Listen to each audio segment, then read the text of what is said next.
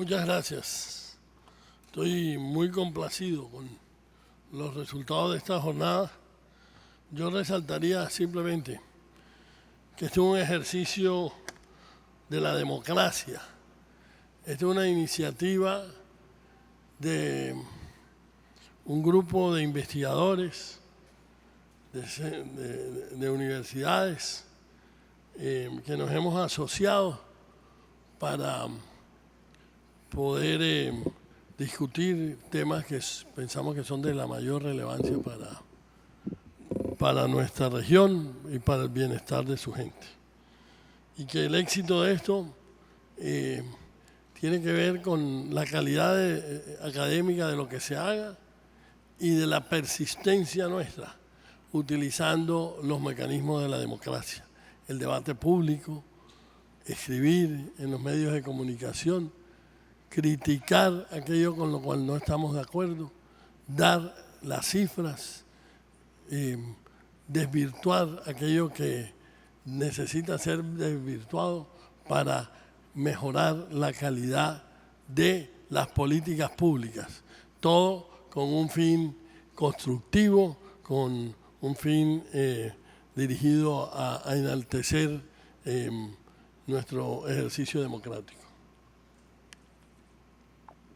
Y parece mentira, pero lo digo, a veces hay algunos sectores políticos que con cierta arrogancia piensan que nosotros casi que deberíamos pedirle permiso para hacer lo que estamos haciendo. No necesitamos pedirle permiso a nadie.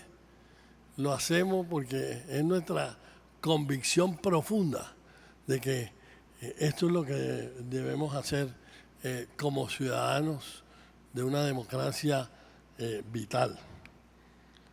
Entonces, voy a ir casi que a la yugular. Yo he venido trabajando desde hace muchos años sobre la economía de San Andrés, sobre su historia, porque desde la primera vez que fui a la isla de San Andrés, en mi primer trabajo, a finales de los 70, quedé maravillado con su belleza y siempre he vuelto por diferentes razones, una y otra vez, ya sea por razones de trabajo o ya sea por vacaciones familiares. En esta ocasión, por supuesto, cuando decidimos quién iba a ser cada departamento, quise trabajar en el departamento de San Andrés y Providencia. Especifico que me concentro en San Andrés y no voy a hablar de Providencia por razones que no son del caso, pero no fue fácil allegar información sobre Providencia, cosa que fue diferente para San Andrés, donde recibí todo el apoyo de parte de las autoridades locales que fueron abiertas en darme la información, los gremios y las diferentes instancias en que tuve necesidad de allegar información. Bueno, entonces, como en todos los otros estudios que hemos hecho, los departamentos hemos priorizado en 4 áreas, que son transporte, cultura y deporte, acueducto y alcantarillado, adaptación al cambio climático.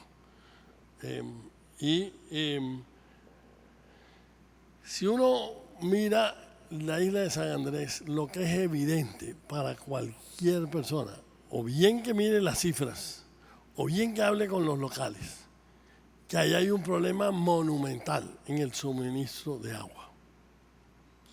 Si uno le pregunta al azar a un taxista, el agua que usted consume en su casa, ¿de dónde proviene? Le dice que viene de un barreno. Un barreno le dicen en San Andrés a un pozo. Pozos que en muchos casos pueden estar contaminados. Problema de salud pública. Que captan aguas lluvias y que el agua que consumen para tomar la compran, cosa que resulta costoso.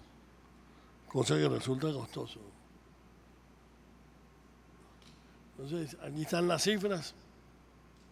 Como vemos, el 51% del consumo de agua de los habitantes de la isla de San Andrés no proviene de fuentes públicas, no proviene del acueducto, sino de barrenos y de agua lluvia. Eso, en un sitio que quiere tener un sector turístico vital, de buena calidad, pues obviamente suena como un cuello de botella. Cuando uno se baña en los buenos hoteles de San Andrés, siente que el agua no hace como jabón. El agua, lo que me dicen a mí es que mezclan agua ellos sí reciben agua del acueducto, que mezclan aguas del acueducto posiblemente con aguas lluvias o aguas de pozo. Pero el agua no se siente completamente normal, no se siente, o se siente diferente del agua de cualquier otra ciudad. De la red pública, el 44%, de carrotanques el 3%, y agua embotellada el 2.57%, que como decía sale costoso. O sea, y de hecho cuando uno va a San Andrés solo toma agua de botella. Yo por lo menos soy de los que aquí tomo agua de la pluma. Y bueno, creo que la mayoría de la gente lo hace. Entonces, ¿de dónde proviene el agua de San Andrés?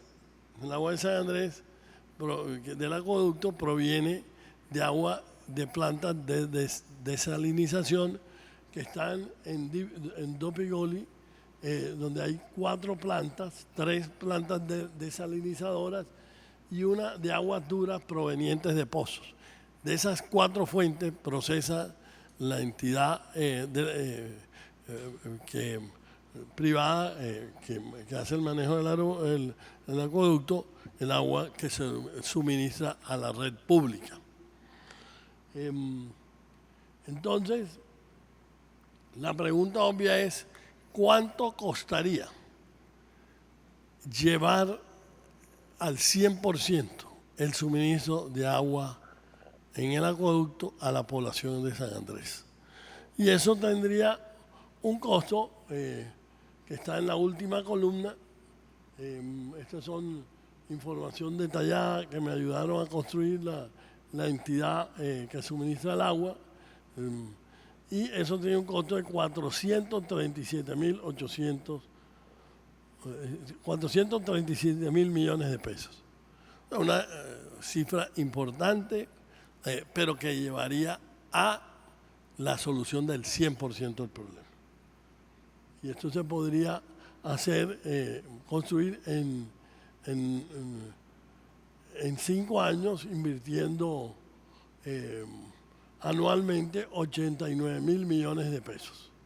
O sea, básicamente sería sacar más agua del mar, procesarla y bueno, habría alguna de las inversiones que hay que hacer es mejorar la red, porque hay gente que ni siquiera está conectada. Hay un porcentaje de la gente que no está conectada a la red. O sea, hay gente que simplemente no está conectada a la red del acueducto, sino que todo su suministro de agua es de pozo y lluvia y cero de conexión con el acueducto.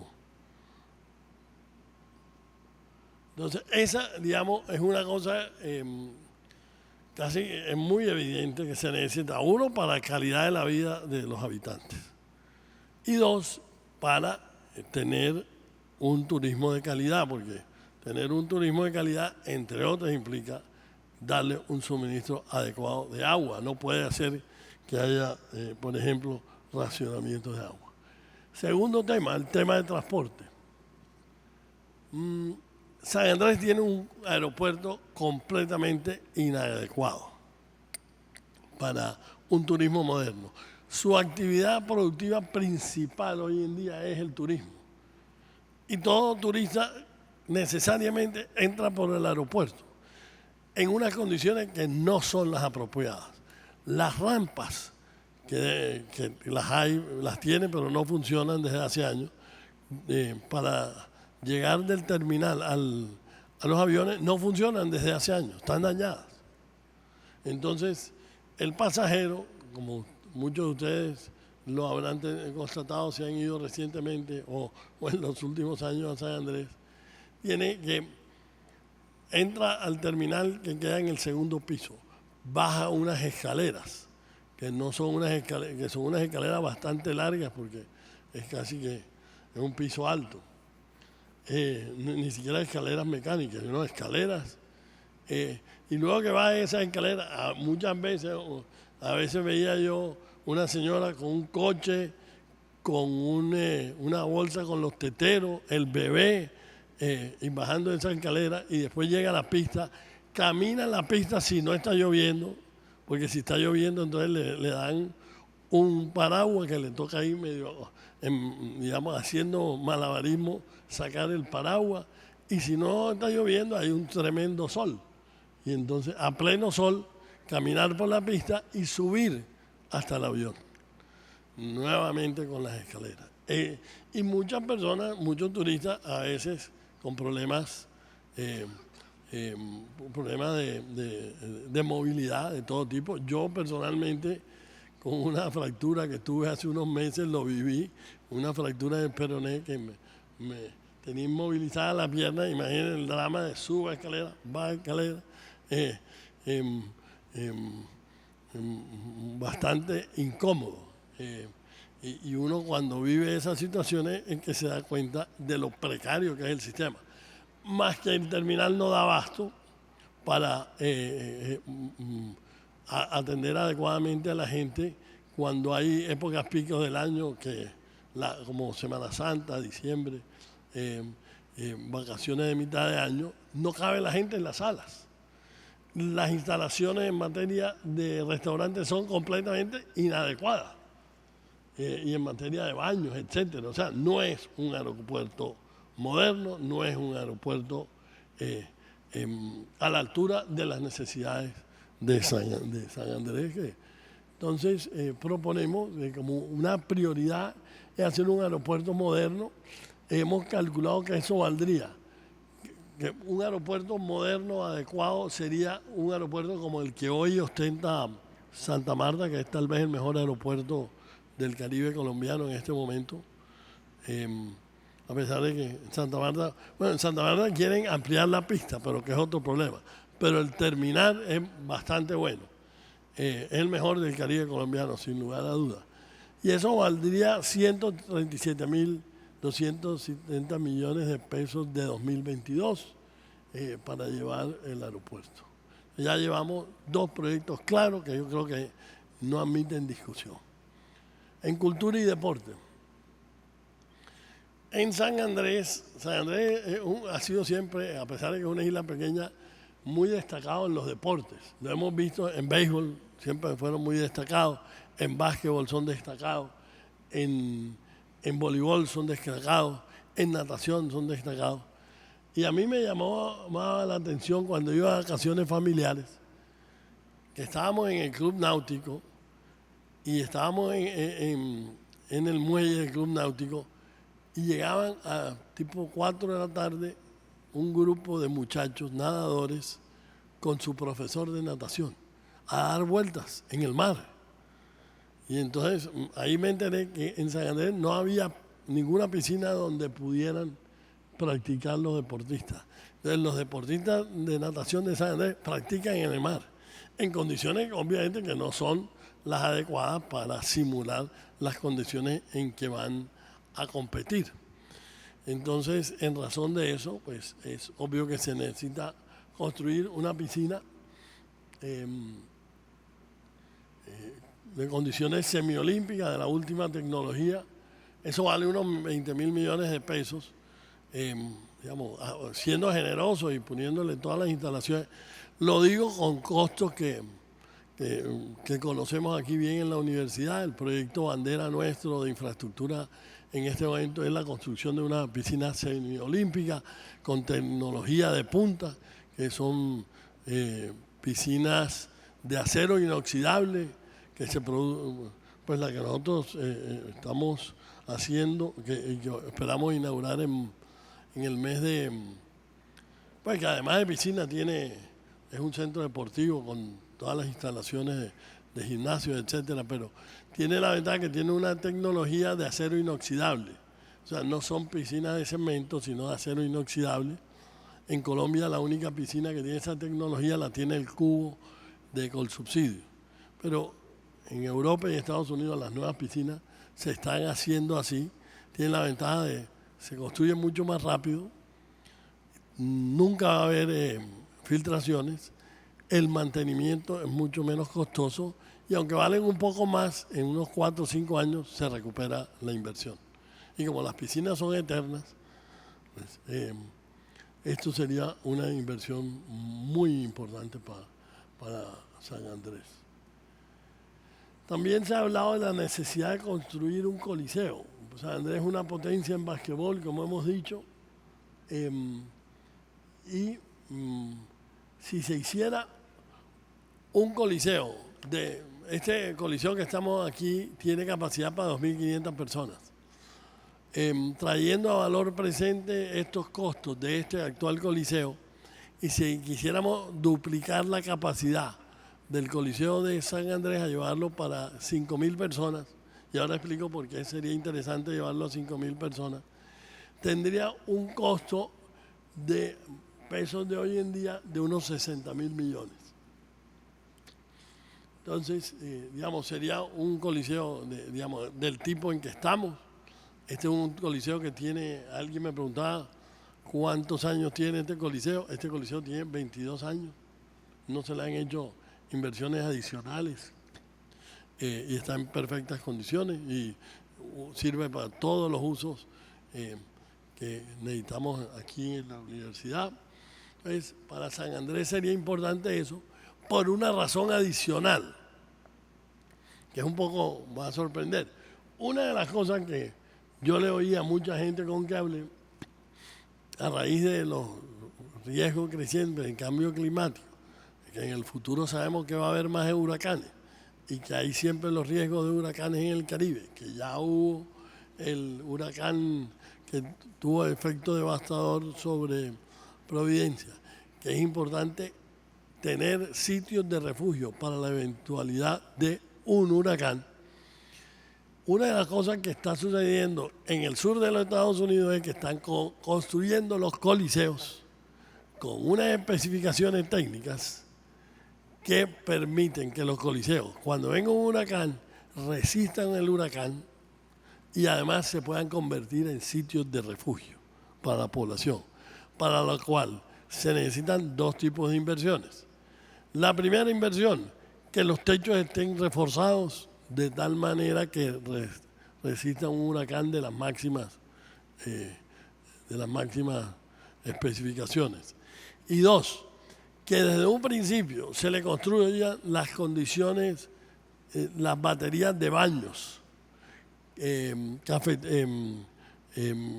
cocinetas, baños, sitios para lavar ropa, donde en la eventualidad de un huracán, si uno lleva miles de personas a ese sitio, no van a estar en condiciones deplorables porque no hay la infraestructura ni de baños ni de cocinas para atenderlo, sino que ya eso está previsto. Entonces aquí mataríamos con esa inversión, con 20.000 millones de pesos más, se podría adecuar. Y ahí está, ese coliseo que está ahí, que no parece muy bonito, en Estados Unidos tiene ya todas las condiciones para ser un refugio de huracanes. Y ahí a mano izquierda arriba están todas las condiciones, para los ingenieros que se interesen, todas las condiciones técnicas que explican por qué ese coliseo aguantaría un huracán.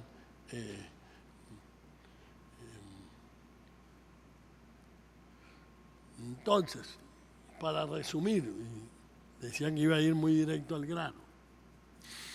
San Andrés necesitaría, para resolver problemas que son urgentes, una inversión en acueducto y alcantarillado, en la remodelación del aeropuerto Gustavo Rojas Pinilla en la construcción de una piscina semiolímpica, en la construcción de un coliseo deportivo, en la adaptación de ese coliseo deportivo para soportar huracanes categoría 5.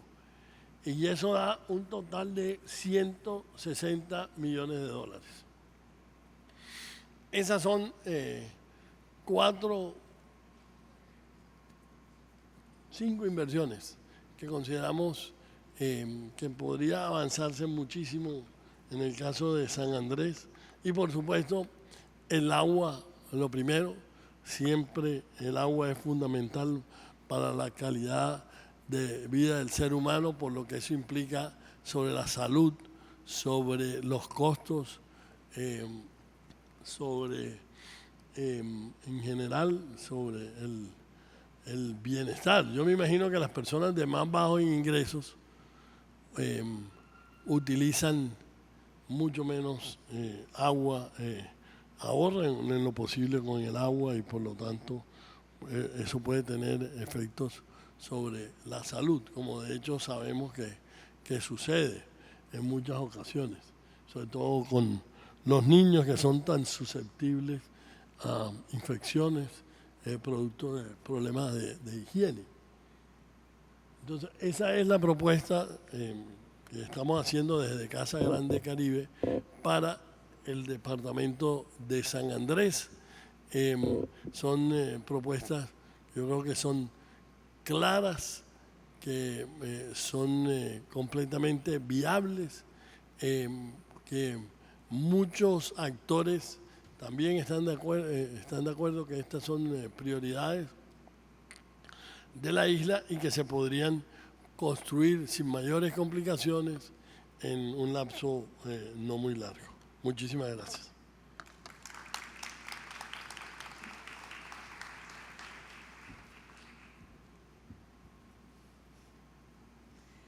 Muchas gracias a nuestro rector y coordinador general de Casa Grande Caribe, y a continuación los comentarios de la economista Johanny Lucía James, quien es docente de la Universidad Nacional de Colombia en el área de estudios ambientales. Bienvenida, la primera vez en Casa Grande Caribe. Primera vez. Bueno, buenas tardes a todos y todas. Primero quiero agradecer al doctor Meisel por la invitación a la Universidad del Norte y a pues, este proyecto que me parece muy acertado. Simplemente voy a hacer como unos breves comentarios sobre las obras de infraestructura que se han propuesto, que son totalmente pertinentes para el territorio, que son, al parecer se hizo, o sea, son producto de una investigación muy seria y que definitivamente ha priorizado obras que son fundamentales para el territorio. Hablemos primero de, siguiente. Hablando primero de la propuesta de acueducto y alcantarillado, siguiente. Pues como podemos ver, en materia de energía eléctrica, recolección de basuras e internet, tenemos indicadores que no están muy alejados de la realidad nacional, del promedio nacional, inclusive por encima, pero en acueducto y alcantarillado estamos muy por debajo del nivel nacional, mientras que a nivel nacional 76% de cobertura de acueductos es el promedio, en el archipiélago es de solo el 16%. Y en acueducto el 36 frente a un 86 que es el promedio nacional. Entonces estamos en mora de tener un sistema acueducto alcantarillado que es necesario para el territorio. Siguiente. El 80% de la demanda de agua en el territorio insular viene de un acuífero, es decir, el agua que se bombea por el sistema público, o sea, es decir, por la empresa de servicios públicos, la sacan en su mayoría del acuífero. El acuífero es una laguna subterránea. Los que tienen pozo barreno extraen esa agua de ese acuífero. Quienes venden agua embotellada extraen agua de ese acuífero. Y en este momento hay un problema grave, y es porque el crecimiento de la población, sumado al crecimiento del turismo, que ha sido bastante fuerte, ha hecho que la demanda de agua del acuífero haya aumentado mucho más que la recarga. Un acuífero se vuelve a llenar con agua de lluvia. Y ha habido muchas variaciones en los patrones de lluvia de la isla, y cada vez llueve menos, con más intensidad, pero llueve menos. Entonces la recarga ha hecho que la oferta de agua disponible haya disminuido frente a una creciente demanda, no solamente de la población local, sino de la población flotante. Además de que el acueducto, el sistema acueducto tiene varios problemas. Una, la discontinuidad del servicio. Allá no tenemos agua 24 horas, solamente el sector hotelero tiene agua 24/7, es decir, todos los días y 24 horas. En San Andrés se recibe agua en los barrios por el sistema alcantarillado una vez a la semana, en algunos barrios una vez cada 20 días, una vez cada mes. Entonces no hay continuidad del servicio. Hay sectores que no tienen servicio de agua. Por ejemplo, desde los que conocen San Andrés, del Decameron para abajo, no tienen servicio de agua. Ellos deben recolectar aguas de lluvia y pues comprar carrotanques de agua que también extraen el agua del acuífero porque no tienen el servicio. Entonces la cobertura es precaria. Además, bueno, la inequidad en el servicio, en el acceso, me refiero a esos barrios en que en algunos llegan una vez a la semana, 2 veces a la semana y otros llegan cada 20 días. Y por último, hay una cosa que se llama el índice de agua no contabilizada, es decir, tras de que hay poca agua, se bombea, no se bombea todos los días, no todo el mundo tiene agua todos los días, hay un índice de agua no contabilizada del 72%, es decir, de cada litro de agua que se bombea desde la empresa, desde la parte de donde extraen el agua del acuífero, el 72% se pierde en la distribución, es decir, solamente llega un 28% a su destino. Eso ocurre porque la red es obsoleta, es anticuada, tiene muchas fugas. Entonces digamos que eso agrava el problema, tras de que el agua es poca, se pierde en el camino. Entonces definitivamente la propuesta de modernizar, ampliar la red de alcantarillado acueducto es muy necesaria. Además que el problema del agua está generando serios problemas sociales, porque pues la comunidad de las islas ve como justamente la época de sequía, donde no hay recarga del acuífero, en la época de temporada alta de turistas, coincide. Obviamente el turista va a San Andrés cuando hay sol, cuando no está lloviendo, ¿cierto? Pero eso baja los niveles de agua en el acuífero y eso hace que a los barrios se les bombee con menos frecuencia el agua. Es decir, los barrios duran 20, 30 días sin agua, mientras que los hoteles siguen recibiendo agua 24 horas todos los días. Entonces eso ha generado roces y problemas entre comunidad local y pues el turismo y las personas acuden a medidas de hecho, es decir, bloquear calles y demás. Esto es cada vez más frecuente, todos los años, principalmente la primera parte del año se vive esto. Siguiente. Y bueno, es un problema conocido a nivel nacional que aún no se ha solucionado y que lleva mucho tiempo. Siguiente. Siguiente. Algunas de las noticias, siguiente. Y sigue el problema año tras año, no se encuentran soluciones. Si bien se ha hablado de la desalinización, las plantas desalinizadoras que hay actualmente no son suficientes para suplir la demanda de agua del territorio. Entonces, definitivamente la propuesta de este estudio de priorizar acueducto y alcantarillado es prioritario. Siguiente.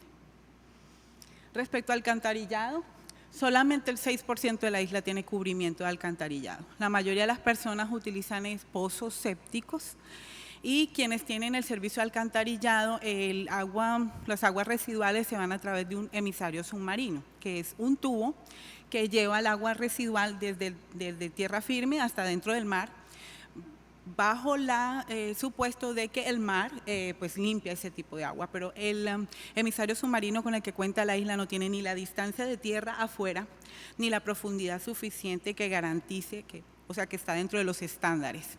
Es muy corto desde tierra afuera y no tiene la profundidad suficiente para garantizar que el mar efectivamente renueve esa agua residual. Por tanto, tiene serios problemas técnicos ese emisario. Como les decía, el 80% de la población utiliza pozo séptico. Los carrotanques que extraen el agua residual de los pozos sépticos lo arrojan al mar. O sea que el emisario submarino tampoco hace un tratamiento previo antes de arrojar el agua residual al mar. O sea que en resumen el mar es el receptor principal de aguas residuales en el territorio y no se hace en ninguno de los casos un tratamiento previo de esa agua antes de arrojarla al mar. Por tanto, estamos contaminando el mar. Siguiente. Respecto a... siguiente. Bueno, y a eso se suma que en la zona rural no hay servicio de alcantarillado, el 0% de cobertura. Este es el tubo del emisario submarino. Siguiente. Y también es un problema de vieja data. Se viene hablando y se viene hablando sobre el tema y tampoco se resuelve. Siguiente. Además, se le suma el rebosamiento, o sea, la red de distribución de alcantarillado no tiene suficiente cobertura, pero la que hay también es obsoleta, porque sin tener en la isla el tope de turistas, se ven rebosamientos casi que a diario. Los que han ido recientemente a la isla podrán darse cuenta que sobre todo en la parte céntrica el olor es terrible, porque casi que a diario hay rebosamiento del sistema de alcantarillado, o sea que necesariamente también necesita modernizarse, ampliarse y reestructurarse. Respecto al transporte, pues podemos ver que San Andrés, el archipiélago, es el departamento colombiano más dependiente del turismo, mientras que el rubro de hotelería y restaurante no supera el 30% en el resto de departamentos del país. En San Andrés llega al 57%, o sea que es el departamento que más depende de esta actividad. Siguiente. Casi el 50% de la población está vinculada directamente al turismo, y hasta el año pasado recibíamos 1.385.000 turistas, es decir, 3.500 turistas día, entre 3.500 y 4.000 turistas día. Lo que definitivamente hace necesario la ampliación, la modernización del aeropuerto que tenemos. Siguiente. En estos momentos estamos enfrentando una crisis en el departamento por la quiebra de las dos aerolíneas de bajo costo que son Viva Air y Ultra. Eso nos ha implicado que bajamos de 45 a 17 vuelos diarios. Al precio de los tiquetes aumentó más o menos el 40%. Se ha perdido más o menos 70.000 millones de pesos por concepto de tarjeta de turista. La ocupación hotelera ha bajado también significativamente y aproximadamente hay una disminución del 40% del número de turistas que llegan mensualmente a la isla. O sea que estamos recibiendo prácticamente la mitad de turistas que antes. Lo que nos tiene en este momento en una crisis, pero además nos representa una oportunidad de cualificar el turismo que recibimos en las islas. Si bien recibíamos muchísima gente, ahora estamos recibiendo menos gente, pero definitivamente la isla debe prepararse para recibir un turismo cualificado. Es decir, eso implica tener un aeropuerto moderno, un aeropuerto que pueda recibir adecuadamente a los turistas. En muchas ocasiones ni siquiera los baños a veces ni siquiera sirven. Siguiente. Entonces, definitivamente, la propuesta de mejorar el aeropuerto es necesaria totalmente. En cultura y deporte, siguiente. Por su ubicación geográfica en medio del Caribe, pero cerca a Centroamérica, mucho más cerca a Centroamérica, la isla ha sido propicia desde siempre para el narcotráfico, el tráfico de armas y más recientemente es una vía muy utilizada por los migrantes. Están llegando personas de todas partes del mundo. Recientemente en un informe de Migración Colombia estaban anunciando que este año han capturado cerca de 90 chinos. Llegan a San Andrés porque en lancha en 4 horas están en Nicaragua o en Costa Rica. Entonces se les hace más fácil llegar a Centroamérica para subir. Entonces, digamos, entre la opción de ir por la selva del Darién o en San Andrés por lancha, muchas personas están eligiendo irse por lanchas. Además, para el narcotráfico estamos en la mitad entre países productores de narcóticos y los principales compradores, que son Estados Unidos. Entonces también la isla es utilizada como lugar de transporte de narcóticos, ¿sí? de drogas ilícitas. Además de que muchos de los chicos, sobre todo los providencianos, son muy diestros en el manejo de las lanchas para llevar la droga hasta Centroamérica. Siguiente. Pero además, digamos que hay bueno, estos son los problemas que estamos enfrentando en narcotráfico, migración y demás. Siguiente. Pero digamos lo más preocupante es que estos grupos armados se están utilizando principalmente menores de edad. Por tanto, siguiente. Por tanto, la opción de la construcción de un coliseo, de espacios deportivos y de cultura es fundamental, porque en la isla carecemos de ese tipo de espacios adecuados para hacer deporte y para actividades culturales. Entonces, la propuesta que se plantea aquí es necesaria, porque definitivamente se ha intensificado el uso de menores de edad en estas actividades ilícitas en el departamento. Por último, la vulnerabilidad al cambio climático. Si bien antes pues la isla no estaba dentro de las rutas de los huracanes, las rutas más frecuentes de huracanes, ahora sí, cada vez son más frecuentes.